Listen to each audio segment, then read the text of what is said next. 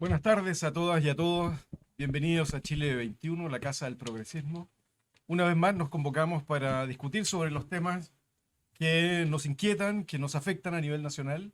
Esta vez, por supuesto, no podíamos callar ante los resultados del domingo del plebiscito constitucional que resultara ser favorable a la opción en contra. En esta ocasión nos acompañan Alejandra Kraus, la presidenta de nuestra fundación, Chile 21, y miembro también de la comisión experta que tuvo un destacado rol en esta, muy destacado rol, ciertamente, de la cual estamos muy orgullosos también como fundación, eh, durante todo el proceso. Manuel Antonio Garretón, un viejo amigo de nuestra fundación, académico, sociólogo, profesor titular de la Universidad de Chile y Premio Nacional de Ciencias Sociales en el 2007, formador de muchas generaciones No de hay que, no, politólogos y no sociólogos. hay que decir demasiadas, porque No, o entonces. sea, No. al menos la mía, al menos la mía y un par más. Carlos Ominami, también amigo de nuestra fundación, parte del directorio, ex senador, ex ministro de Economía, destacado analista de la actualidad nacional e internacional. Vamos a funcionar de la siguiente manera. Marta Lagos, por supuesto, Marta Lagos. Es que lo que pasa es que Marta Lagos no pudo venir porque está con COVID. Y tenemos a Marta, por supuesto, a distancia. Cuando hable va a aparecer allí en la pantalla, en YouTube, pero nosotros la estamos viendo acá. Destacada encuestadora, directora de Latinobarómetro, de Mori, siempre está presente en todos los debates nacionales, por lo tanto, muchas gracias Marta también por habernos acompañado. Vamos a funcionar de la siguiente manera. Tenemos tres preguntas a desarrollar, eh, 5 minutos por cada uno. Después que termine la primera ronda, pasamos a la segunda, la tercera, sucesivamente, y al final dejaremos un espacio para contrapreguntar, para contestar posiciones y para hacer un cierre redondo. Vamos a partir con la primera, y es, ¿qué interpretación le dan a ustedes el resultado del 55,7% respecto al plebiscito anterior? ¿Mm? ¿Fue este un rechazo directamente a la propuesta constitucional? ¿Fue un rechazo a la política en general? ¿Fue un rechazo al gobierno? ¿Fue todas las cosas a la vez? ¿Cómo podemos leer en clave electoral este resultado? Quisiera que partiéramos por Carlos y luego pasamos Marta, Manuel Antonio y Alejandra. Gracias, Daniel. Yo creo que la interpretación de este 55,7% tiene que necesariamente apelar a factores que son múltiples. Creo sí que hay algo que es como una tendencia más de fondo, lo que algunos llaman una tendencia destituyente más que constituyente, una tendencia a votar en contra. Si uno analiza los resultados de los 13 plebiscitos, los 13 en el fondo tuvieron manifestaciones de esta tendencia. En el caso del primer plebiscito, habían dos preguntas. Efectivamente, la pregunta por una nueva constitución era una pregunta que obtuvo del orden del 80% de las preferencias, pero también la pregunta en contra del Congreso. Estaba planteada también la posibilidad que el Congreso pudiera intervenir en el proceso y esa fue rechazada por un margen también del 80%. Luego tenemos el rechazo de la propuesta de la Convención Constitucional y ahora tenemos el rechazo de la propuesta del Consejo. Por tanto, entonces creo que hay una cierta tendencia que se reproduce y que creo tiene mucho que ver con una crítica al sistema político. Porque digamos las cosas con total franqueza, que luego de 3 plebiscitos, de 2 elecciones de representantes, estemos finalmente convergiendo en torno al texto vigente, es un fracaso del sistema político, es un fracaso de la izquierda, particularmente en el momento de la convención constitucional, y es un fracaso también de las derechas en este caso. Está muy de moda y yo comparto esto de decir, mira, aquí no hay nada que celebrar. Yo creo que en verdad, a partir de este análisis, creo que hay poco que celebrar. Sí hay que destacar que aquí en este caso hubieron derrotados. fue derrotada la extrema derecha, fue derrotada la propuesta partisana de la extrema derecha, fue derrotado, y creo que uno de los elementos más importantes para entender este resultado, el intento de poner en cuestión el derecho importante de las mujeres. Todo indica que hubo una movilización muy fuerte de mujeres, particularmente de mujeres de más corta edad. Creo que quedó también en claro y se rechazó un texto que manifiestamente favorecía a los más ricos. Creo que la norma sobre la extensión del pago de contribuciones a primera vivienda y el contraste que eso significaba entre lo que ocurría, por ejemplo, en las comunas, donde finalmente ganó la opción a favor, Las Condes, Barnechea, Vitacura, respecto a lo que ocurría en las comunas más pobres.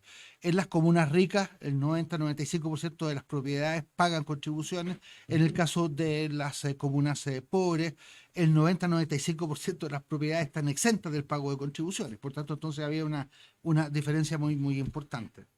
Y yo creo que también hubo un voto aquí, un voto político. Hay un voto en contra de Kast, en contra de la extrema derecha. Creo que, no sé si será el determinante, pero me parece a mí que en una parte de la movilización de los sectores más politizados estaba también esta idea de cerrarle el camino a la extrema derecha. Yo diría que esas son básicamente las razones de este resultado, que era un resultado bastante previsible, aunque se generaron dudas en el último momento, producto de este intento de la derecha de transformar el plebiscito constitucional en un plebiscito respecto del gobierno, movilizando para ello otro tipo de argumentos. Pero reitero, creo que son factores múltiples, pero sobre la base de una crítica fuerte por parte de la ciudadanía al conjunto del sistema político. Muchas gracias, Carlos. Marta, tienes la palabra para tu análisis. Sí, mira, bueno, muchas gracias por la invitación. Es un honor estar al lado de semejante tonelaje de analistas. Yo, modestamente, estoy mirando los datos del informe que publicó ayer Decide Chile sobre los resultados. Resultados dicen claramente que los chilenos sabían lo que estaban votando.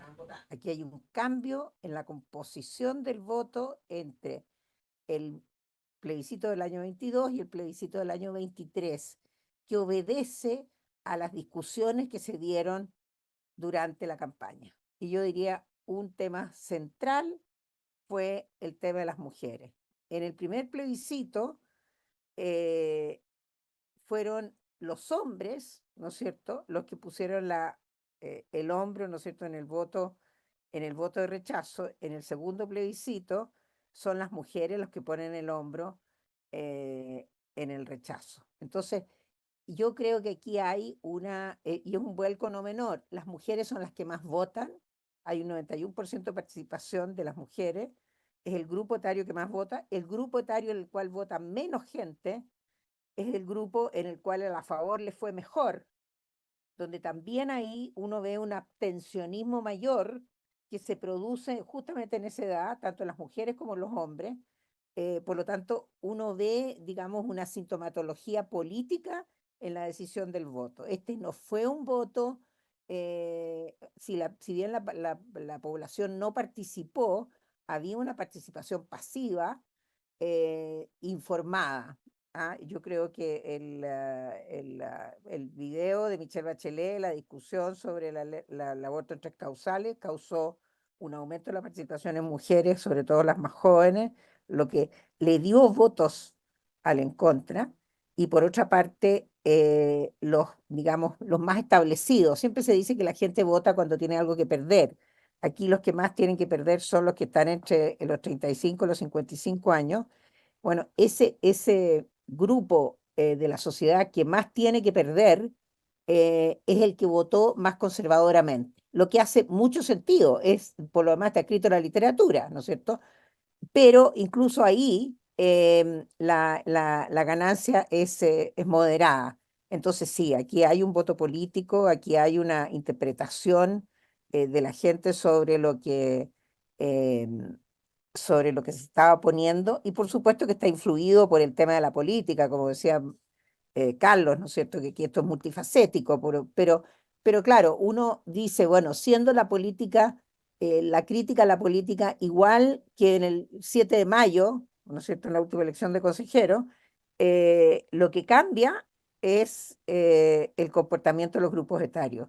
Yo creo que eso es muy interesante porque además de eso, no se identifican en los resultados una ideología, sino que se identifican más bien valores.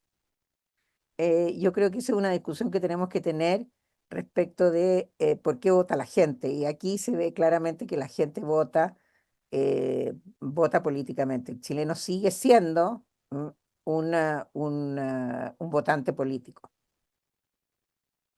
Yo lo dejaría ahí para poder seguir después con los otros temas. Bien, muchas gracias, Manuel Antonio. Sí, bueno, yo voy a tratar de no contestar, porque claro, que se ha dicho me lleva a atizar o a decir estoy de acuerdo con esto, pero más bien quiero tomar ventaja de hablar después. Pero yo tengo la impresión que se trata de un resultado en que hubo si hay un sector derrotado, es la sociedad chilena como tal. La sociedad chilena ha sido incapaz de resolver los grandes conflictos por los cuales se movilizó. Y eso es responsabilidad de la clase política, sí. Pero ¿cuánto de la responsabilidad en el primer plebiscito es de la clase política y cuánto es de la ciudadanía, que era la que mandaba en ese proceso constituyente y que de alguna manera arrastró a la izquierda? Yo creo que en este proceso uno puede decir que hay derrotado y que sería a la derecha. Y yo diría que en el anterior hay derrotado que era la identificada con la izquierda. Las mujeres fueron derrotadas en el anterior. Es decir, eso es un elemento clave. Ahora se dice que el voto puede haber favorece, digamos, que era o derecho a la mujer, lo que había avanzado, pero en el anterior no. Entonces estamos en una situación, yo creo, en que se han combinado los dos grandes clivajes de la sociedad chilena. Y que podríamos pensar entonces que esto implica un nuevo ciclo que se lo vamos a ver después. Y por un lado es el clivaje derecha-izquierda, el clivaje estrictamente político. Y que es que es expresión de el bombardeo de la moneda. Yo sigo pensando en eso y me parece a mí clarito que cuando se trata de grandes proyectos que están en juego, grandes proyectos de derecha, se establece exactamente el mismo porcentaje de votación que en el año, digamos, el plebiscito del 81. Decimales más, decimales menos. Lo mismo pasó cuando se enfrentaron el representante Pinochet en la tierra y el representante de la izquierda, de lo que había sido el gobierno de la Unidad Popular. Bueno, con la diferencia que ahí se reproducía lo del plebiscito, que es las fuerzas democráticas. Entonces, y esto ahora tenemos exactamente el mismo resultado. Entonces, yo creo que ese es un elemento, a mi juicio, clave. El segundo clivaje es el clivaje entre la mundo político, para no hablar de clase política, el mundo político y la ciudadanía. Y una ciudadanía que no reconoce al mundo político no es ciudadanía en los términos clásicos de la democracia. No es ciudadanía. Es otra cosa. Con masas, con movilizaciones, pero no es ciudadanía. Entonces lo que tenemos es un quiebre muy profundo de una sociedad, por un lado, dividida a partir del debate central entre democracia y orden social establecido por la dictadura, los delitos económicos, y por otro lado, entre el sistema político y la población, los habitantes, la gente, llamémosle ciudadanía en el sentido que es una que es una ciudadanía ciudadanía que que no no corresponde corresponde a los términos clásicos de la clásicos de la teoría en un teoría en régimen un democrático. régimen democrático. Y eso Y es eso es entonces lo entonces que, lo a mi que, a mi juicio, juicio, es lo es que lo que está está en en juego, juego, cómo se reconstituye una una sociedad que se sociedad que se divida en el dividía en doble el doble sentido sentido de de vertical y vertical y horizontal. horizontal. Muchas Muchas gracias, gracias, Manuel Manuel Antonio. Antonio. Alejandra. Alejandra. Gracias, Gracias, Daniel. Un Daniel. Un gusto gusto compartir este compartir espacio este con espacio con ustedes. ustedes. Yo tengo, a ver, la impresión mía es que el comportamiento del voto en este plebiscito no lo podemos desligar respecto a lo que fue el proceso de la convención.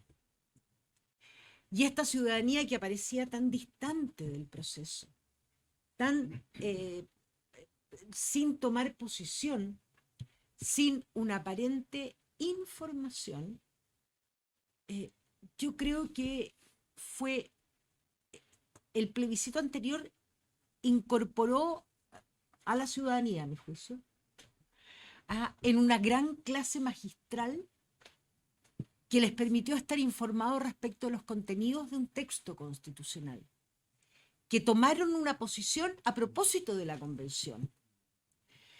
Las fuerzas políticas toman la decisión de persistir en tener un texto constitucional y ellas silenciosamente quisieron observar este proceso.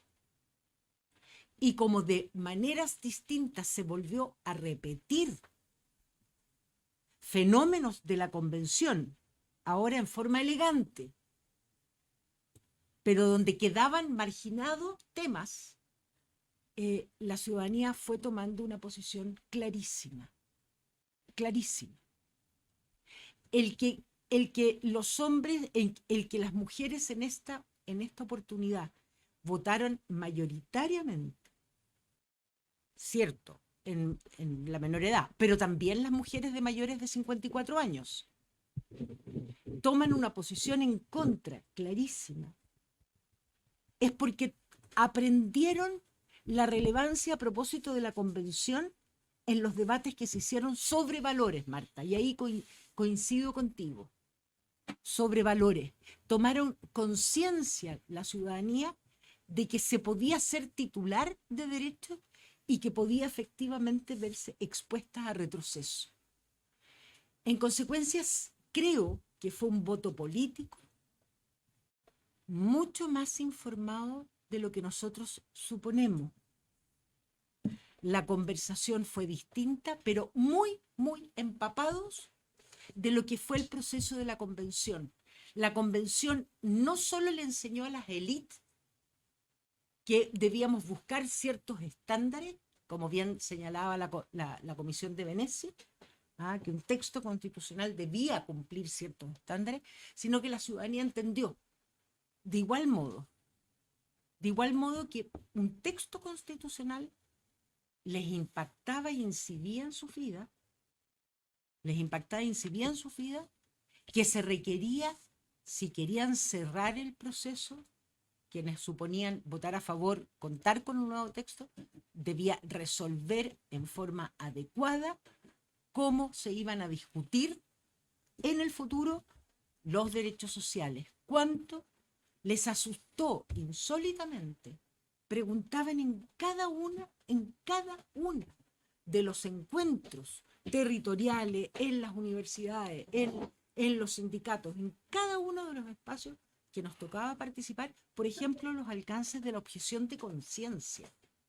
Y eso supone una mayor elaboración del pensamiento de la ciudadanía en general. En consecuencia, creo que siento que la sociedad no puede estar derrotada después de estos dos procesos. Muy por el contrario, han ido transitando a tomar conciencia y a tomar de alguna manera el protagonismo en decisiones de relevancia en política. En política. ¿Ah? Esto ya no es solo voto por mi bienestar, por cuánto me resuelve mañana. En consecuencia, se vuelve a repetir, tal cual como señalaba Marta, y en esto cierro, que en nuestro país el voto es sobre valores. Y eso hace tomar posición. Lo hicieron las mujeres. Muchas gracias, Alejandra. Una de las cosas que ha quedado transversalmente clara, al menos por un momento, es el cierre del primer ciclo constitucional, con las reglas que se dieron desde un comienzo. Muchos están sosteniendo que incluso los más partidarios en un momento de continuar, como eran los dirigentes del Partido Comunista, están diciendo, bueno, no vamos a iniciar en este gobierno, más adelante son los ciudadanos los que lo deciden, etcétera. ¿Quién podría decir una cosa distinta, la verdad? El punto está en que debiéramos poder dilucidar cuáles son los elementos que componen este nuevo ciclo. Comienza a dibujarse ahora, ya venía con algunas características de antes. ¿Cómo podrían calificar ustedes las características de este ciclo que comienza a asomar y que está lejos de las reglas del ciclo anterior? Carlos. Mira, a ver, yo espero que se abra un nuevo ciclo, pero tengo dudas de que esto pueda ocurrir. Me pareció que era bastante esperanzador el discurso del presidente de la República el día domingo en la noche, con un tono distinto, llamando a los acuerdos. Pero lo que uno ve en la discusión, en las reacciones, particularmente de la derecha, entre ayer y hoy día martes, es como que si nada hubiera cambiado, como que si no hubieran tenido ninguna derrota, como que si la gente no se hubiese pronunciado. Veo a alguien que durante el periodo anterior aparecía como un dirigente que quería cambiar las cosas, el caso del senador Macaya, presidente de la UDI, pero veo que tiene una posición extremadamente dura. Dice, miren, aquí por ningún motivo estamos disponibles para ningún tipo de aumento de impuestos y no estamos disponibles para ningún tipo de contribución solidaria. Ellos dicen que el Estado se apropie de una parte de las cotizaciones, nosotros no estamos dispuestos a eso. A lo que están dispuestos es a que el gobierno se rinda y proponga exactamente lo que ellos quieren. Entonces, francamente, yo quisiera que se estuviese abriendo un nuevo ciclo, cerrando por un tiempo largo el debate constitucional, pero tengo dudas respecto de las disposiciones que tiene la oposición para avanzar en esa dirección. Yo lo que siento es que aquí en este nuevo ciclo uno debería reparar esta brecha, este corte del cual habla Manuel Antonio, que yo comparto plenamente. Creo que se debería reparar también lo que me parece a mí fue la falla geológica del acuerdo del 15 de noviembre del 2019. Ese acuerdo abrió el proceso constituyente y me parece bien que una nueva constitución pudiera dar una estabilidad de mediano y largo plazo, pero requería un acuerdo en torno a las urgencias sociales, que eran las cuestiones que estaban siendo reclamadas. Algunos lo planteamos, pero desgraciadamente las cosas no fueron en esa dirección. Algunos dicen el presidente Piñera prefirió entregar la Constitución que entregar la ISAPRE y la AFP. Yo creo que ese era el momento de haber hecho un acuerdo que resolviera los problemas que estaban planteados en esa ocasión y que han ocurrido 4 años y ninguno de ellos se ha resuelto. Por eso yo creo que todo esto tiene como telón de fondo un gran malestar de la sociedad, porque no se ha resuelto ninguno de los problemas que estaba planteado. Yo esperaría que este nuevo ciclo, si es que se llega a abrir, reponga una cierta capacidad de acuerdo. No podemos tener un gobierno que tiene un programa, que busca decentemente llevarlo a la práctica, que ha hecho concesiones importantes, pero que se encuentra con una pared, con una oposición totalmente irreductible, que no está dispuesta a entregar en este caso ningún tipo. O sea, está más bien en la política de ni la sal ni el agua. Yo espero que esto pueda cambiar en el curso de los próximos días y vamos a continuar discutiendo aquí sobre cuáles son las condiciones que debieran reunirse para que esto cambie, pero reitero, tengo un gran escepticismo por lo que he visto en las últimas 48 horas en materia de reacción por parte de la oposición. Muchas gracias, Carlos. Marta, tienes la palabra. ¿Cuáles son las características de este nuevo ciclo? Estás muteada. Ahí Ahí. sí, Ahí. ok, gracias. Me quiero remontar un poquitito hacia atrás porque si uno lee el libro de Patricio Aylwin, que se acaba de publicar, ¿no es cierto?, con sus recuerdos de lo que fue el año 73, ahí dice claramente que se produjo un quiebre en Chile en el año 69 cuando se modifica la ley de propiedad. Frei Montalva tenía mayoría, ¿no es cierto? Tenía mayoría en la Cámara y podía alcanzar la mayoría en el Senado. Pudo pasar una ley que modificaba la ley de propiedad para poder hacer la reforma agraria. Las transformaciones sociales chilenas empezaron con esa modificación de esa ley. Y ustedes me disculpan, yo estoy muy de acuerdo con lo que dice Carlos Ominami. Esa fue la última vez que a la derecha le pasaron un gol. Ese fue el último gobierno que pudo. Todos sabemos lo que le pasó a Salvador Allende, ¿no es cierto? Ese fue el último gobierno que pudo cambiar las condiciones de poder que la derecha sostenía. Yo creo que en este momento la derecha fue derrotada electoralmente, eso no cabe la menor duda. Su apuesta de plebiscitar el gobierno no resultó, hay una mayoría, el gobierno efectivamente no se ha hecho cargo de esa mayoría porque no es de él, o sea, no es del gobierno la mayoría, pero yo veo, yo veo un futuro más o menos gris. ¿Por qué? Porque resulta que 44% es demasiado. ¿Ah? Estamos en las mismas proporciones que en el año 1988 y por lo tanto, y lo estamos viendo, ¿no es cierto? Las declaraciones de la derecha dicen, mira, ahí nomás, o sea, aquí vamos con la acusación constitucional, aquí no se mueve un dedo de las AFP, no hay solidaridad, no queremos el cambio en las ISAPRE, etcétera. Es decir, todos los puntos valóricos que estaban metidos adentro de la Constitución los están defendiendo en la legislación, pongámoslo así. Entonces yo veo que la única manera de hacer cambios, más allá de las reformas que se puedan acordar con la oposición en los 2 años de gobierno que quedan, aquí la única manera de volver a hacer cambios en este país es volver a tener una mayoría parlamentaria como la que tuvo Frei Montalva, ¿ah? Para poder hacer cambios de esa profundidad, de la naturaleza de esa profundidad. ¿Ah? Aquí yo no veo que vayamos a poder reformar las AFP de una manera sustantiva en su concepto virgen, en su concepto, digamos, inicial, ni tampoco la temática de las ISAPRE, que lloran y lloran que se van a quebrar, pero todos sabemos que hoy día las ISAPRE están, una gran parte de ellas, en grandes consorcios internacionales, etcétera, etcétera, de tal manera que tan fácil no van a quebrar. Y yo creo que vemos una derecha que no está empecinada en el bien común. El bien común no es su norte. El único norte de la derecha en este momento es ganar la elección presidencial y ganar una mayoría en la parlamentaria.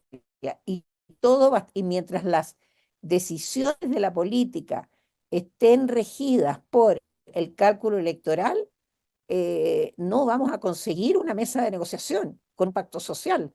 O sea, no lo hemos conseguido desde el año 19 en adelante, y hoy día las condiciones no se dan. Distinto hubiera sido si el resultado hubiera sido 65-35. Ahí ellos habrían aceptado la derrota política, pero aquí no hay una concesión de derrota política. Yo creo que se hizo una concesión de derrota electoral la noche de la elección, pero lo que hemos visto el lunes y martes, ¿no es cierto?, es que no hay una concesión de la derrota política. Por lo tanto, a ver, para la gente existe, o da la sensación, pongámoslo así, de que empieza algo distinto, ¿no es cierto? Se acaba la problemática de la convención y podemos empezar a hablar de otras cosas.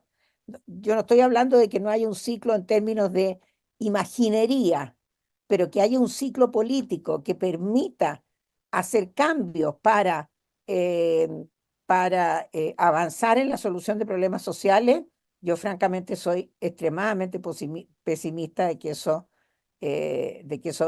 pueda suceder. Repito, aquí lo único que queda son mayorías. Aquí hay que arrasar en las elecciones para poder avanzar. Muchas gracias, Marta. Manuel Antonio. Bueno, Yo creo que, evidente, aquí voy a repetir cosas que se han dicho, que termina o queda por el momento cerrado el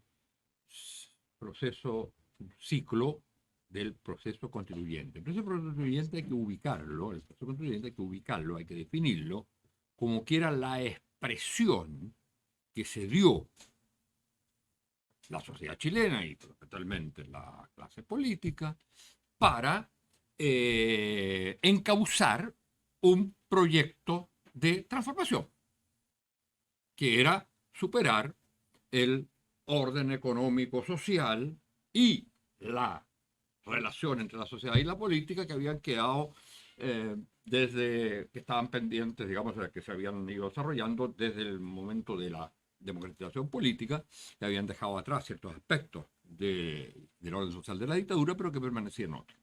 Entonces, el estallido, que fue lo que de alguna manera un detonador para generar, que venían movilizaciones anteriores, pero para generar un proceso de transformación, dio origen al proceso institucional, al proceso constituyente, y ese es el que ha terminado, a mi juicio. Entonces la pregunta es si con esto se cierra también el ciclo del proyecto de los proyectos de transformación de la sociedad chilena. Y esto yo creo que es el tema, a mi juicio, central. Se han hecho proyectos de transformación por otras vías que por el proceso constituyente. Pero es posible hoy pensar en un proyecto de transformación en el sentido de superación del orden social heredado de la dictadura, corregido, por supuesto, por los gobiernos democráticos, etc., pero que tenía sus deudas, que se expresaron en el estallido, y las relaciones entre política y sociedad que están quebradas. Es posible realizar un proyecto transformador. Entonces uno dice, y en eso estoy de acuerdo con Carlos, lo veo muy difícil. Y creo que hay una sola fórmula posible, que es pensar de nuevo en el clivaje central. Y para pensar en el clivaje central, lo que hay que pensar en torno a qué está organizado ese clivaje central, está organizado en torno a lo que señalaba Marta, a una derecha que es, a diferencia de la historia de Chile, de los años del siglo pasado, que era un tercio, como nos decía nuestro Aníbal Pinto, ¿no es cierto? O todos, decían, yo hablaba de 3 polos, por ejemplo, y hoy día es un 44%. Eso es. Y no es menos que eso, ni probablemente va a ser menos que eso. Entonces usted tiene que reconstituir, pero a ese 44% se le ganó en el proyecto más importante de su historia, que fue la dictadura. Se le ganó. Y se le ganó sobre la base de ¿qué? De un principio utópico concreto, como un denominador que se llama democracia, que hoy día ya no podría ser porque ya la tenemos, y de la construcción de un bloque mayoritario que era básicamente centro-izquierda, cuando el centro y la izquierda representaban clases medias y sectores populares. Bueno, entonces, la única manera que usted tiene de pensar en retomar un proyecto transformador, lo otro es volver simplemente a gobiernos que ganan una vez, pierden la siguiente, que hacen algunas reformas, y que está bien, pero la única posibilidad de retomar un proceso transformador es si usted construye un bloque semejante al que ganó el plebiscito. Donde hoy día, donde obviamente la hegemonía no va a poder ser la que tuvo en esa época, que fue el centro, porque ya no existe centro político. Entonces tiene ese gran problema al nivel de la conducción política. Si usted logra construir una mayoría política, a ese nivel, mayoría política, digo, ese bloque, le queda asegurado que va a poder convocar a la ciudadanía para que saque un 55% en términos de ese proyecto. Eso está por verse, porque ya los partidos no son lo que eran antes y porque esa ciudadanía no quiere mediación. Ok, muchas gracias, Manuel Antonio. Alejandra. Tratando de entender, creo que el cierre, pensaba que el resultado que fuera, y particularmente si ganaba el en contra, iniciábamos un nuevo ciclo político.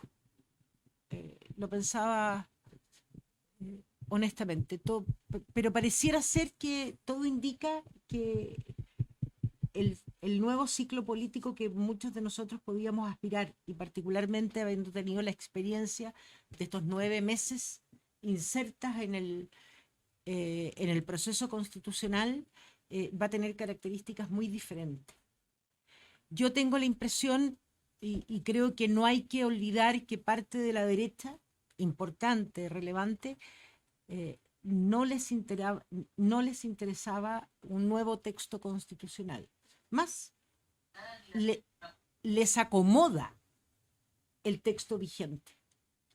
Ha permitido en ocasiones, tanto al presidente Lagos como a la propia presidenta Bachelet, vetar reformas importantes o colocar bordes a las reformas necesarias. Para ellos, por ejemplo, durante el proceso constitucional, la modificación al sistema político, particularmente el redistritaje y el número de diputados, era retrotraer al sistema binominal. Muchas, digamos, redacciones del texto constitucional que se plebiscitaba, la argumentación por qué este era maximalista, era porque de alguna manera se reincorporaban contenidos de las leyes orgánicas constitucionales. Vale decir, de un modo u otro, era volver al statu quo, con una nueva forma. En consecuencia, hoy día no me extraña las posiciones duras, y particularmente el senador Macaya, que representa a una UDI que debe estar desconcertada pensando en el panorama electoral futuro.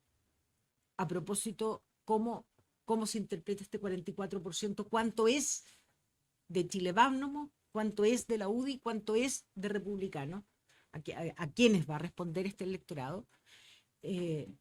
A ellos les interesa mantener esta distancia con la construcción de acuerdos con la centroizquierda y la izquierda.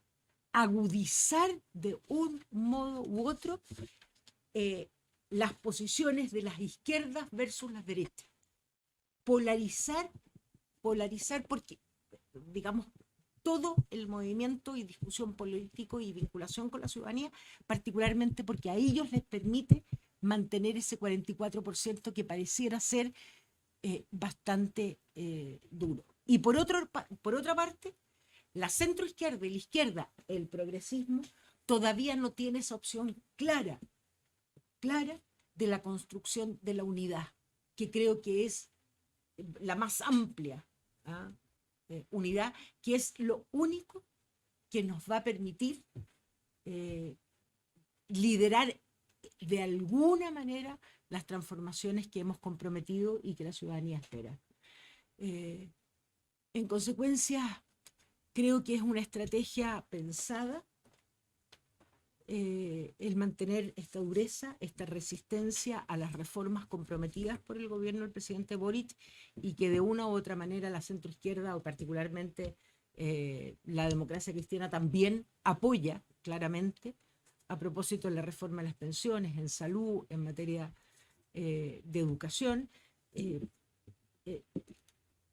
a ellos y por lo mismo va a agudizar este diálogo político para saber cuánto logra de beneficio en el mismo. Y el desafío mayor va a ser la construcción de la más amplia mayoría de la unidad.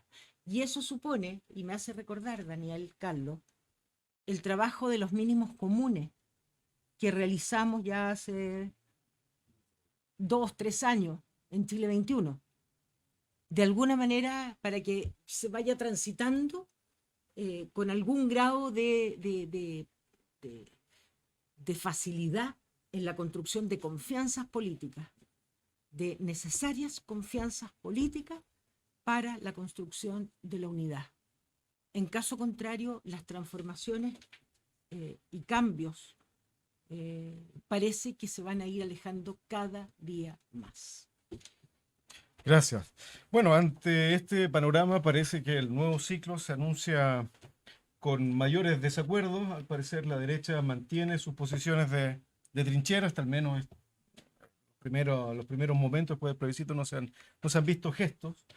Pero las cosas pueden cambiar también, depende cómo los actores se posicionen en el tablero, depende de las iniciativas que propongan, pensando en abordar la necesidad de consensos, pensando en convocar a actores relevantes para lograr ideas que convoquen a avanzar en los problemas más urgentes, que son seguridad, pensiones, educación.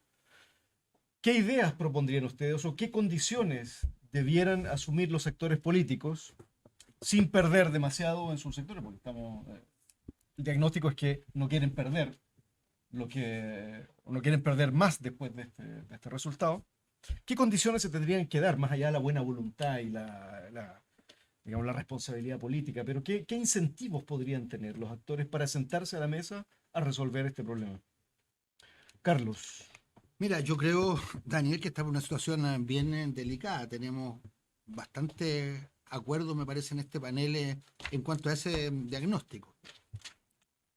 Un 44% como potencial electoral, como realidad electoral, más los poderes fácticos, es una fuerza muy, muy difícil de mover. No fue suficiente para evitar la transición, para evitar la derrota del 5 de octubre del 88, pero ha sido suficiente para lograr preservar lo esencial del orden económico social que se construyó durante el tiempo de la dictadura. Yo estoy completamente de acuerdo con lo que dice Manuel Antonio. Hay que construir un bloque social y político que sea mayoritario, que pueda enfrentarse a esa realidad. De alguna forma la concertación lo fue. En su momento dio gobierno durante 20 años y yo creo que lo que hay que constatar es que no ha habido un proyecto de recambio a la concertación. La nueva mayoría tuvo una existencia bastante efímera y posteriormente tuvieron la alternancia, el triunfo de la derecha, gobierno de Piñera, y el intento, las fuerzas que llevaron al triunfo de Gabriel Boric en la elección presidencial, no son una coalición, un bloque mayoritario que tenga la fuerza, la pujanza, la coherencia como para sustentar un esfuerzo de este tipo, de poder confrontarse contra las fuerzas de derecha y todos los poderes fácticos que están en torno a ella. Entonces me parece a mí que esa es la tarea política que está hoy día planteada, que es una tarea pendiente, es una tarea de mediano y largo plazo, pero la pregunta que uno se hace es ¿qué hacemos ahora? ¿Qué hacemos ahora? Tenemos un gobierno que todavía no cumple 2 años, quedan más de 2 años por delante. Entonces, yo no me imagino, o sea, me cuesta imaginar la situación del país con un persistente bloqueo de las reformas y un gobierno teniendo que resignarse a que no puede hacer nada del programa que comprometió.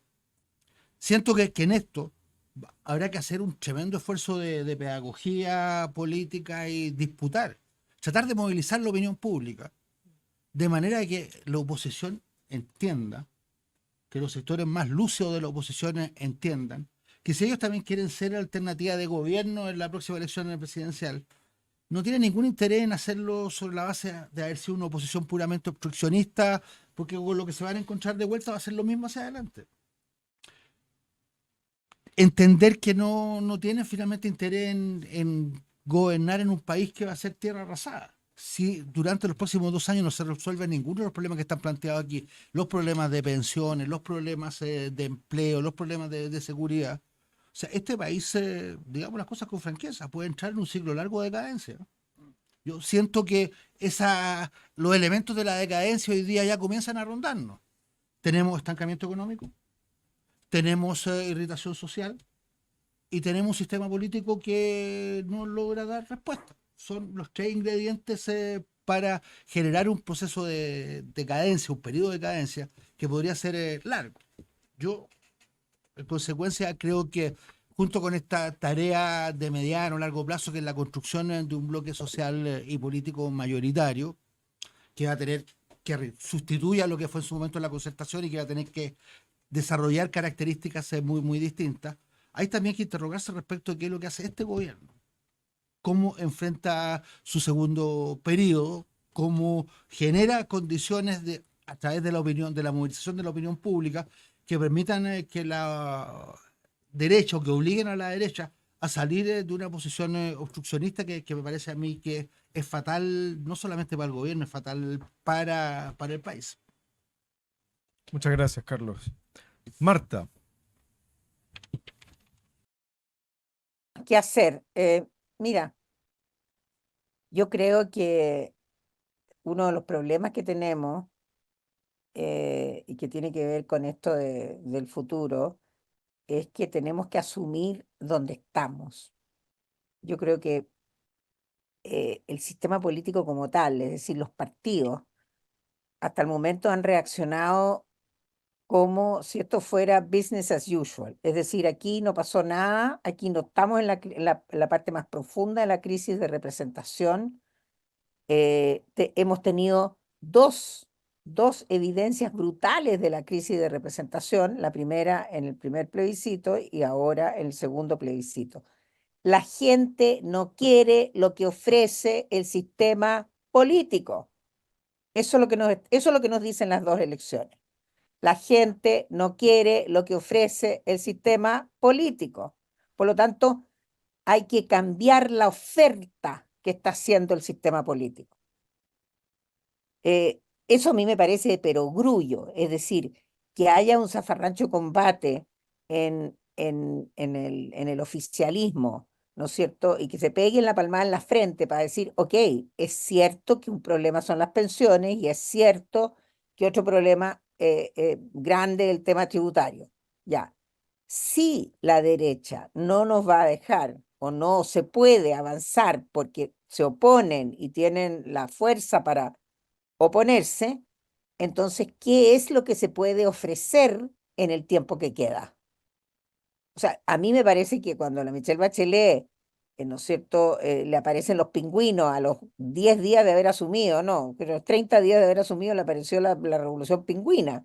A Piñera le apareció la revolución del 2011 con todos los estudiantes en la calle y le tumbó su programa de gobierno. Este no sería el primer gobierno en que acontecimientos políticos externos, ¿no es cierto?, tumban el programa de gobierno. Entonces, yo creo que se requiere, ¿no es cierto?, repensar las metas, porque aquí hay un rechazo. Es absurdo seguir pegándose con la cabeza contra la pared. Y estoy de acuerdo con Carlos que aquí una estrategia, ¿no es cierto?, de como lo hacen los presidentes de Estados Unidos cuando quieren mandar una ley al Parlamento, recorren el país explicándole la ley a la gente, de tal manera que el día que presenta la ley, la gente le está diciendo a sus representantes, nosotros nos gusta o a nosotros no nos gusta esa ley. Nosotros vivimos en esta democracia delegativa que describía, ¿no es cierto?, Guillermo O'Donnell. La gente vota y se va para su casa y no hace nada más. No tenemos esta, digamos, relación con la ciudadanía, con los electores, de tal manera de activarlos a favor de ciertas iniciativas. Eso no se ha ejercido en la democracia desde esa perspectiva. Yo creo que hay que cambiar la oferta política, hay que cambiar las formas de la oferta política y hay que cambiar la oferta política misma. Para poder que en la próxima elección no nos den otra patada diciendo, mire, no nos gusta la oferta que nos dieron, porque eso fue lo que sucedió el domingo, ¿no es cierto? Por segunda vez el sistema político se equivocó. Entonces, más allá de que haya sido la culpa de los republicanos, que el más derrotado sea Kast o todas las otras cosas que ya se han dicho, yo creo que efectivamente, y por otra parte tenemos, y ahí es ahí donde yo discrepo de los que dicen que el tema constitucional queda sepultado con esto, porque el tema constitucional no fue puesto de arriba para abajo. El tema constitucional surgió de abajo para arriba. Y la demanda que surge de abajo sigue existiendo. Por lo tanto, no lo vamos a reflotar nosotros, lo va a ir reflotando la gente. Necesariamente lo va a ir reflotando la gente. Entonces, intelectualmente uno puede decir, ya, en este gobierno no va a pasar nada, y seguramente si sale un candidato de derecha y el próximo gobierno es de derecha, tampoco va a pasar nada. Pero el hecho de que no pase nada en el tema constitucional no significa que el tema constitucional no quede pendiente. Mientras más lo chuteemos para adelante, mientras más lo posterguemos, más difícil va a ser llegar al desarrollo. Yo soy pesimista como Carlos. Yo creo que aquí estamos en una encrucijada tremendamente dura. ¿Ah? La derecha está sacando cuentas alegres, está planificando su elección parlamentaria y su elección de alcalde. Y bueno, y el conglomerado que se unió para la franja de este plebiscito no existe políticamente. Esa oferta política no existe. Lo que hay es una fragmentación inentendible, incomprensible. Ahora, también es verdad que aquí tenemos una conexión valórica con la gente que tampoco se está usando como canales de comunicación. Entonces me parece que sí, hay mucho material para trabajar, pero no podemos seguir haciendo business as usual, porque eso es lo único, como dice Einstein, hacer más de lo mismo no va a tener un diferente resultado. Yo creo que efectivamente hay que cambiar la manera de hacer las cosas. Hay que cambiar la oferta política también. Muchas gracias, Marta. Manuel Antonio, ¿cómo Podríamos generar podríamos mejores generar condiciones entonces para los acuerdos que necesitamos. Me es fácil decir, no tengo idea, pero Pasemos a Alejandra. Siempre se te ocurre algo también Pero no. a Estás última como hora. Luis Silva, una... el consejero. ¿Eh? Estás como el consejero Luis Silva, republicano, que cada norma no sabía cómo hacerla. No, que a ese nunca se le ocurrió nada, Claro. pero que es distinto. Bueno, mira, una manera de resolver problemas cuando se está en una situación de enfrentamiento en que ninguno de los dos bandos concede nada, ni está dispuesto a conceder nada, porque lo va a vivir como una derrota en que el otro se va a aprovechar y no lo va a ver como una oportunidad de un consenso. Una de las maneras es que simplemente, y es lo que ha hecho el gobierno en el último tiempo, es reconocerle al otro lo que está planteando, no para pasado un tiempo después, digamos, cuando ya se haya logrado lo que se quiere derogarlo, sino para mantenerlo. El gobierno y el presidente Boric lo ha hecho, y lo que ha hecho el ministro Marcel en el último tiempo es exactamente eso. Se ha entregado una cosa que era central para el proyecto de centro izquierda, que era Reforma tributaria. no, estoy pensando en la cosa de la pensión. ¿Ah? En la Constitución de Pensiones precisamente porque de alguna manera uno puede pensar que la reforma tributaria tiene que ver con la reforma de pensiones, pero Sistema de reparto. el sistema de reparto. Claro. Que es una cuestión fundamental, que además era prácticamente es el elemento clave de un proyecto de sociedad distinto porque, no por ser ese mismo, porque introduce el concepto fundamental que además de igualdad, solidaridad. O sea, la sociedad solidaria. Este concepto que cambia la sociedad neoliberal. Ese es el concepto del cambio de la sociedad neoliberal. Bueno, en eso se había entregado bastante. Y los otros, el ejemplo que se pueden dar, reforma tributaria. Y la respuesta es no. No. No estamos dispuestos a esto. No lo vamos a aceptar. Vamos a rechazarlo todo. Esa ha sido la respuesta de la derecha. Por lo tanto, una de las maneras que era cambiar el programa en el sentido de cambiar algunos elementos que consideraban fundamentales porque se considera fundamental incorporar al otro, ha fracasado. Y ha fracasado, bueno, por culpa del gobierno. La derecha no cedió nada y el gobierno cedió mucho. Y yo no estoy diciendo cuando ha cedido que el fondo es entreguista. No, digo, lo ha hecho conscientemente y muy bien. Y había que hacerlo. Cuando está en una situación como esa, usted tiene que dar un paso. Tiene que dar un primer paso en que muestre que realmente es absolutamente honesto en lo que está haciendo y que va a conceder. Va a conceder algo que también era muy duro. El que la educación no sea privilegiadamente pública. Eso es una cosa muy brutal. Y hay que concederlo. Bueno, no se ha conseguido nada del otro en esa materia. Y eso es un bloqueo. Por lo tanto, esa vía está de alguna manera agotada. Entonces, lo que yo tengo la impresión es que el tema de lo que se decía aquí, el largo plazo, es el tema que hay que hacer, convertirlo en el tema rápidamente del corto plazo, que es la constitución de un bloque mayoritario político y ciudadano.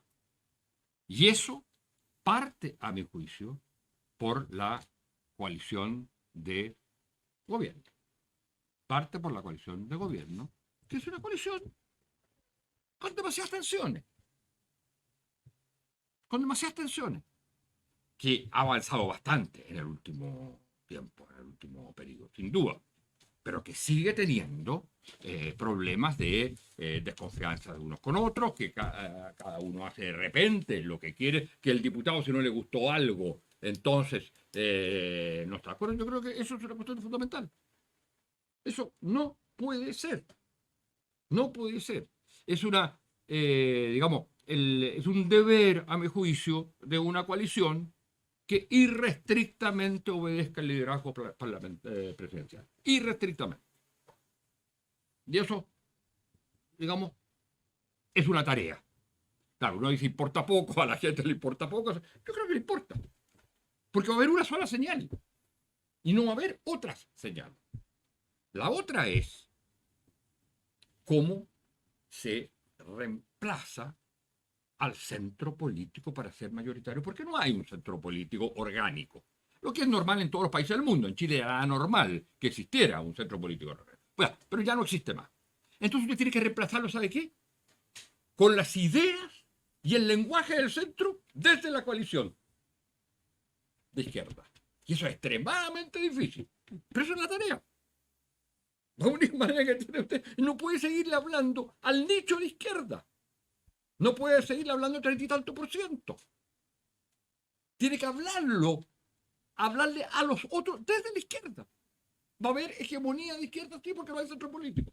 Pero tiene que ser con un lenguaje, con valores, etcétera, del mundo, de lo que es el centro. Entonces, y eso yo creo que es una tarea fundamental hoy.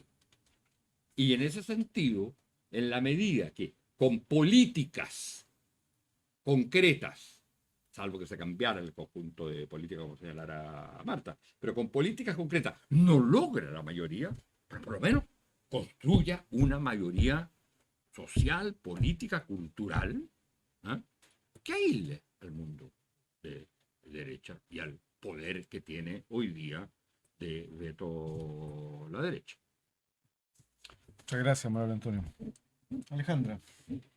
Don Daniel, bueno, recojo las palabras finales de Manuel Antonio, particularmente la urgencia de copar un espacio desde la centroizquierda, o desde la coalición de izquierda, centroizquierda, que le hable a un sector y con su lenguaje, con sus valores, que es urgente, que de una u otra manera se fue desperfilando.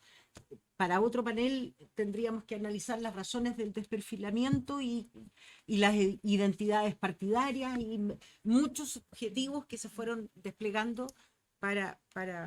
y no podemos seguir hablando solo de determinados nichos, ¿no?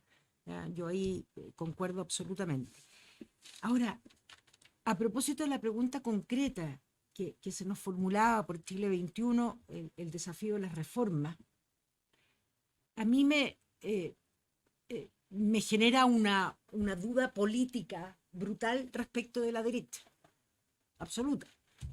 Más allá de la incapacidad del gobierno probablemente de liderar en forma adecuada, de construir, hacer esas concesiones que muy bien dice Manuel Antonio, sin perder el núcleo central, porque de repente de tanto ceder pierde la sustancia de lo que quieres proponer.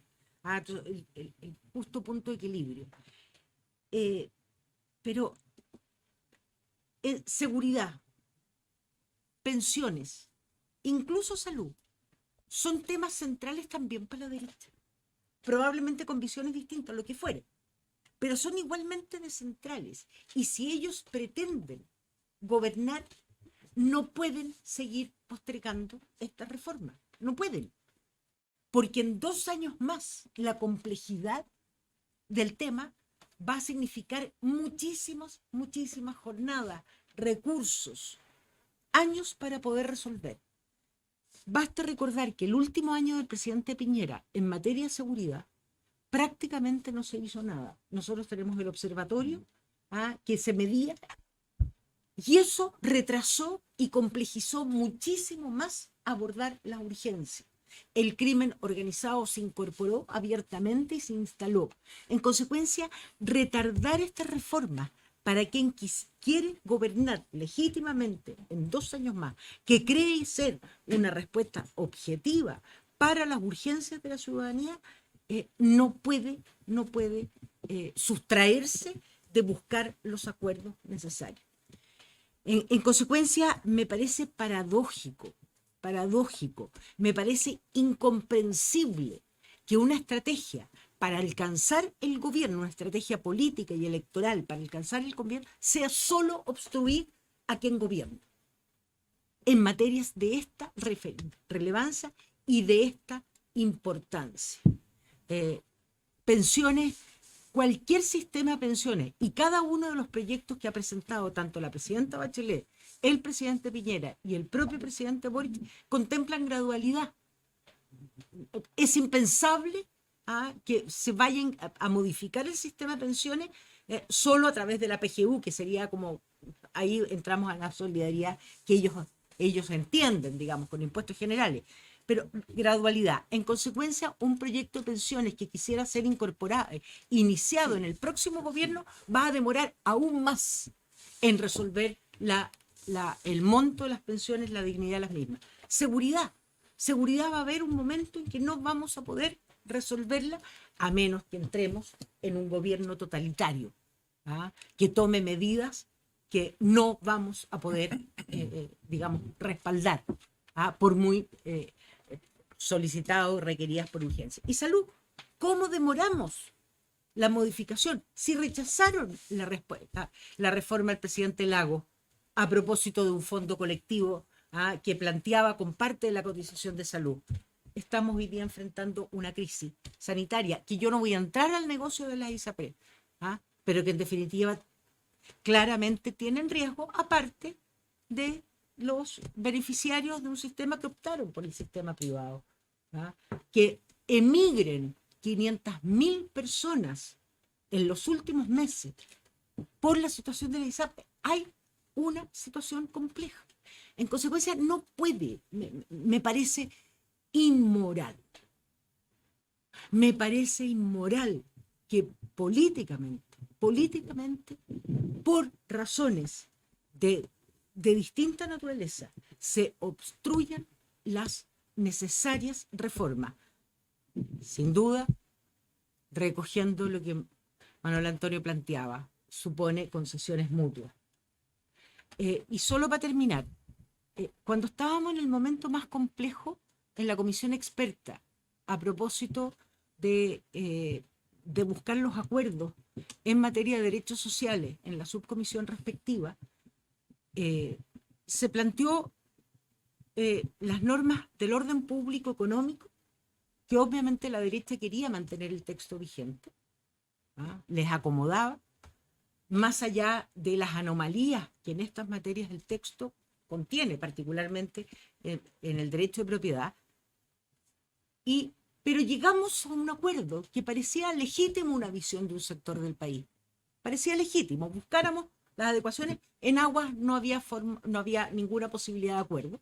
En materia, en la propiedad de aguas, eso no era posible. Pero que en materia de derechos individuales y colectivos de los trabajadores debía haber un cambio fundamental. Y eso nos permitió consagrar el derecho al trabajo decente y la libertad sindical con sus 3 derechos. En consecuencia, ahí lográbamos, a propósito de las concesiones que Manuel Antonio muy bien planteaba, que buscáramos los puntos de equilibrio en la construcción de acuerdos políticos. Creo que es lo único posible respecto de las urgencias de la ciudadanía. Y probablemente, Carlos, a lo mejor el Parlamento debiera, en los próximos meses, plantear algunas reformas, y particularmente en el sistema político. Ahora, no sé si van a tener el coraje de los cambios que se requieren, atendido la incumbencia de los mismos, ¿ah? Que es lo que ha, de alguna manera, retrasado las modificaciones que son absolutamente necesarias respecto a los umbrales, participación, la regulación de los partidos, la disciplina partidaria, abordar esas materias que efectivamente son necesarias para quien gobierne, para quien aspire a gobernar este país. Sin resolver esas materias vamos a seguir con temas tremendamente complejos, y por eso no se da la mediación natural de los partidos políticos. No existe un espacio donde se resuelvan adecuadamente las demandas que plantea la ciudadanía. Muchas gracias, Alejandra. Bueno, esto último deja mucho que pensar en las lecciones del último proceso, en que una de las cosas rescatables fue la labor que hizo la comisión experta. Transversalmente fue reconocida como un espacio donde se puede llegar a acuerdos, donde se puede avanzar. Tal vez se podría tomar este ejemplo y proponerlo como una instancia de acuerdos generales, donde todos los sectores asuman que hay una crisis, hay una parálisis del sistema, y tal vez se pueda canalizar por acá. O sea, los expertos bajo ciertas circunstancias pueden avanzar muchas veces mejor que los políticos que han sido electos. También pueden haber otras combinaciones, por ejemplo, en Irlanda, la famosa Asamblea Ciudadana Mixta entre ciudadanos sorteados, más una comisión experta electa, seleccionada con parlamentarios. Bueno, también hay muchas combinaciones para destabar procesos políticos. Tal vez podría tomarse por ahí alguna iniciativa. Les quiero dejar 2 minutos para redondear sus ideas, alguna idea final con que quisieran cerrar sus intervenciones. Carlos. Mira, yo creo que no hay espacio para grandes experimentaciones. Está por un punto bien delicado. O sea, si este gobierno no logra resolver alguno de los nudos, puede ser un gobierno que termine en un gran fracaso. Que un fracaso que no va a ser solamente el gobierno, la centroizquierda, va a ser un fracaso del conjunto del país. Y yo en eso estoy bien de acuerdo con lo que dice Manuel Antonio. Creo, a mí no me gusta el régimen presidencial, pero creo que a esta altura lo que hay de más importante, la principal palanca, es la autoridad y el liderazgo presidencial. Creo que en torno a eso debiera, por de pronto, organizarse una coalición en serio, cosa de la cual no se ha dispuesto durante todo este periodo. Toda esta idea de que se gobernaba con dos coaliciones era, ¿verdad?, una idea bastante peregrina. Ordenarse entonces, que se ordenen los partidos políticos en torno al liderazgo presidencial y que el presidente también se involucre muy fuertemente, llamando en buena a la oposición a cambiar el registro, a buscar acuerdos y poniendo por delante, poniendo por testigo a una opinión pública que yo espero que se pueda movilizar y que ayude también a desentrampar por lo menos los nudos que tenemos que resolver más en el corto plazo. Hay temas que son de mediano y largo plazo, pero a mí me preocupa mucho el futuro de este país en los próximos 2 años. Gracias, Carlos. Marta, tu cierre.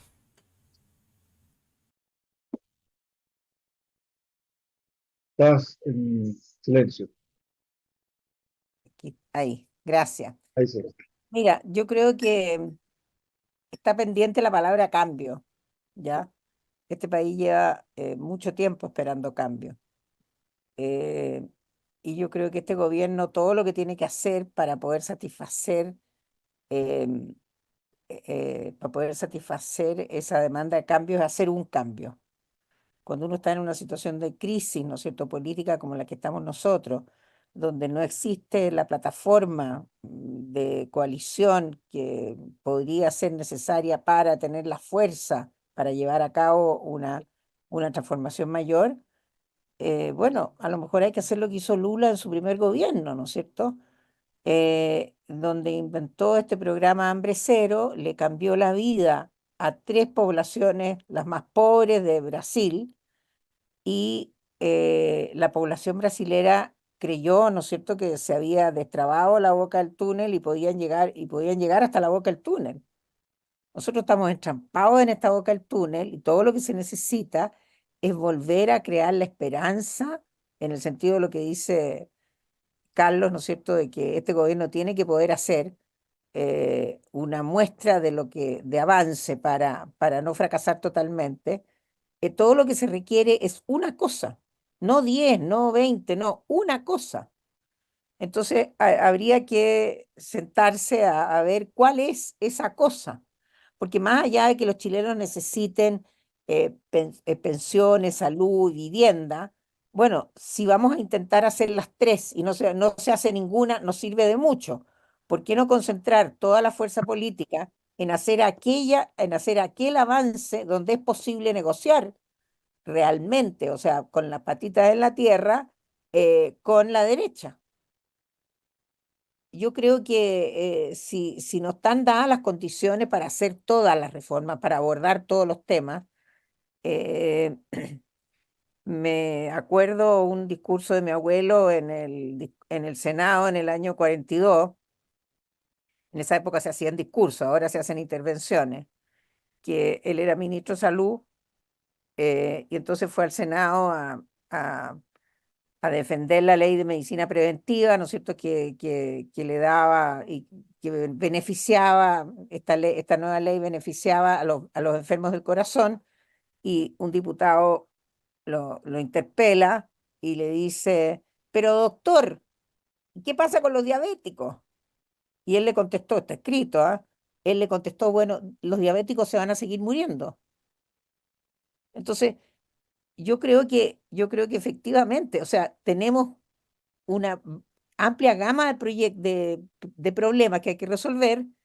Está claro que no los podemos resolver todos, por lo tanto, elijamos uno, solucionemos uno. Usemos toda la fuerza política que hay para avanzar en un punto. Yo creo que dada la circunstancia de la crisis política, esa podría ser una estrategia, y estoy de acuerdo que también lo tiene que hacer desde la presidencia de la República, sin duda, pero muy, muy tácticamente. Sí, pido disculpas porque voy a tener que referir a las observaciones que se han hecho, porque no, a usted, no, a las intervenciones, digamos, más que ponerme para comentar y para como profundizar esa. A ver, estamos claro que una de las cuestiones fundamentales es la parte estrictamente política, que es la de la reorganización o recomposición de la coalición en términos de una coalición, ¿eh? En que no hay hegemonía de un grupo sobre otro, sino que hay la búsqueda de acuerdos para entender que estamos en una situación de crisis y resolverla. Y eliminar a los, digamos, eliminar, no eliminarlos físicamente, o sea, tratar de impedir los outsiders, los que se salen, digamos, y que se manejan por sus propias inspiraciones. Yo creo que eso es una cuestión fundamental en la cohesión. Lo segundo es el lenguaje que conecte con la ciudadanía. Lo tercero, que es lo que planteaba Marta, yo tengo la impresión que si hay un tema en ese sentido, es el tema que ya está más resuelto. Dentro de lo que se puede hacer, porque es un tema que no se va a resolver nunca, que es el tema de la seguridad y el orden. Que un gobierno de izquierda haya puesto en su núcleo central algo que no está en el ADN de la izquierda, que es el tema de la seguridad y el orden social. Es el tema del cambio, el ADN de la izquierda. Pero que lo haya puesto y que prácticamente, como ha sido la relación, en todos los puntos ha concedido lo que era la agenda de la derecha al respecto. Y eso no cambia nada en la posición de la derecha. De modo que uno tendría que decir, sí, quizás buscar a esta altura algo emblemático, ¿no? Pero alguna manera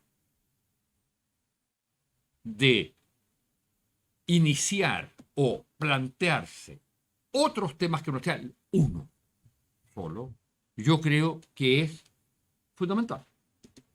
O sea, de alguna manera el tema central que estaba en cuestión en el último tiempo en la agenda era el tema de la seguridad. No podría decir ya, está pendiente el tema del crecimiento, el tema del desarrollo, del modelo de desarrollo. Hay ahí algo que sea emblemático, que a su vez sea reproductor, que no sea solo una cosa, que sea reproductor, que oriente las cosas hacia un nuevo horizonte y que al mismo tiempo conecte con demandas ciudadanas. Entonces, yo tengo la impresión que es posible enfrentarlo así, pero es una tarea extremadamente difícil, sobre todo, digo, en la medida que aquel que era el componente más emblemático, de alguna manera ya está asumido. Y eso no significa un mejoramiento del apoyo al gobierno, ni tampoco una, una posición de la derecha más dialogante para, digamos, enfrentar en conjunto los problemas. Gracias. Alejandra. Voy a citar Marta, tu abuelo también. ¿Se buena la cita? Por eso.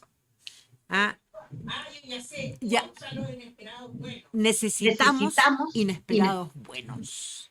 Efectivamente. Gestos de grandeza que le devuelvan la altura a la política. Y que seamos capaces. Y por eso, después de escucharlo, de traer de alguna manera y compartir con ustedes ciertas impresiones a propósito del proceso constitucional, la actual polarización de la política, la irrelevancia o poca relevancia más bien de los partidos políticos en su vinculación con la ciudadanía, en su rol clave de mediación, a mí me parece que si hay algo que a mí por lo menos me ha hecho sentido a propósito de lo que fue la recuperación de la democracia y la construcción de la concertación, fue justamente el contar con una épica, que era la recuperación de la democracia. Yo creo que la unidad del progresismo, la construcción de amplias mayorías, más allá de los bordes que actualmente conocemos, requiere de una épica. Requiere de una épica. Marta decía que nos movemos por los valores, y en consecuencia nuestro lenguaje, nuestra, digamos, actitud corporal, política, intelectual, académica, debe ser incorporar esta épica a través de valores que le hagan sentido a la ciudadanía. Es muy cierto lo que decía Manuel Antonio, y probablemente para la izquierda es complejo el tema de la seguridad. También, y fuimos dejando de una u otra manera de lado, el tema del crecimiento en nuestro ADN. Debemos incorporarlo porque hoy día el pueblo y lo que le ha ocurrido a nuestro país requiere de esa respuesta, requiere de esa épica en la construcción de este proyecto político futuro. Y en consecuencia mi síntesis de este año es la urgencia de la construcción de la más amplia mayoría del progresismo, pero imbuida de un proyecto político de futuro con una épica que le haga sentido de verdad a hombres y mujeres de nuestro país. Muchas gracias, Alejandra. Muchas gracias a todos ustedes, Marta, Manuel Antonio, Carlos, Alejandra, nuevamente por compartir con nosotros sus impresiones, y seguiremos en esta senda de análisis. Son muchos los desafíos que tenemos de convocar, de analizar mucho más en profundidad los resultados, de abrir nuevos caminos. Estamos tomando conciencia en que estamos casi en un punto muerto de muchas cosas que creíamos superadas. Volvemos a cero, y eso también es el momento en que podemos pensar tal vez con mucha más calma las cosas. Este siempre es un espacio de reflexión, de pensamiento. Muchas gracias y hasta la próxima. Muchas gracias a ustedes por estar ahí. Muchas gracias a ustedes. Muchas gracias por la invitación.